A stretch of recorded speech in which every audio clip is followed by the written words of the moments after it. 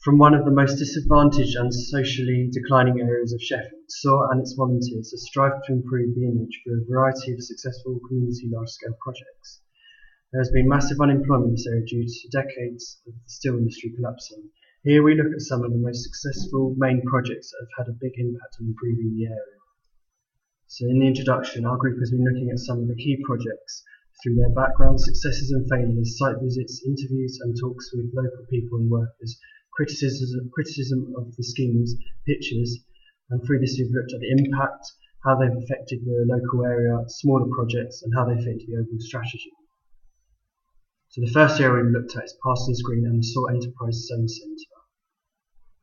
This is one of SOAR's large-scale projects, and it has cost nearly 5 million and is 30,000 square feet in space. One of the most positive outcomes already is that a quarter of the space has already been let out and it is building steadily. We then interviewed one of the key people of the SOAR Enterprise Centre, the manager, and we asked him a few questions on why it was built, how much it cost,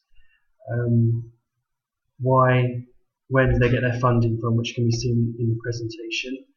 And then we looked at criticism from locals about why it wasn't such a good idea, and they argued that community hub strategy has been thought from the concept stages. This is because the sustainability of these organisations required a commitment and real business strategy to move away from grand dependency to become successful social enterprises. We then looked at what kind of companies work in SOAR, and you can see that there's cleaning companies, art space. They've already made £67,000 of income. There's 6 units, hairdressers, trying to get a word of mouth of the company through local residents. We then looked at why it's cost so much and why, when we went on the site visit, it was very empty. So we're questioning why when we went there it wasn't successful as the report and what we've been led to believe. We then went to the Learning Zone Library, which opened in 2011, and some of the benefits already it seems over £70,000 of income already secured a new one, and over 400 people a month using seasonal space. We then had a talk with the manager, and we asked, and she said some things to us like, it's a wonderful library, it's getting 3 times more visitors than the old library. She's not very happy with it being very sustainable because some of the things don't work some of the time and they can't change it because it's been set to a sustainable mode. We then looked at how the library has created a bigger civic centre within the centre, and we can see that there is a supermarket that's been built and a new school, and it's created like a place where residents can go and do a lot of things. So the overall aim of these projects is to keep building buildings in excellent condition, maximise local employment opportunities, and future projects could be the possible role of a local retail service centre. We then looked at Longley, we then looked at the Longley Community Hub building, which has seen a £1 million capital investment over the first few months. And Longley Four Greens is made of 4 distinct community greens. It's been developed in 2 phases, and the 4 greens include garden green, multiple games areas, bed areas, stuff like that. It's had a big impact on the area, it's been used a lot of time. And the future projects for this area are creating sustainable local retail centres around the centre and maybe an enterprise zone on Harris Road, which is nearby.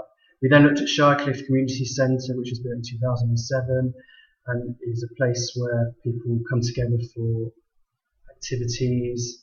So we're looking at the pictures. So it cost £2.5 million to build. The good thing is all the offices in the building are now let. Lots of activities happen here.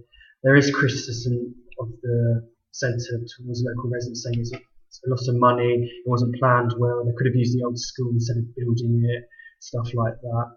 We then looked at Fox Hill and the youth recreation aspect of it, like they're trying to think of ways to get youth to go out and do things rather than just sit around streets. So they've created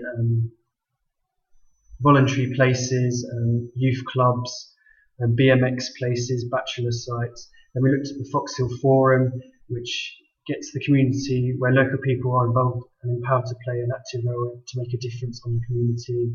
We've seen it's been getting investment from places. And then we looked at Cookson Park, which has been really improved.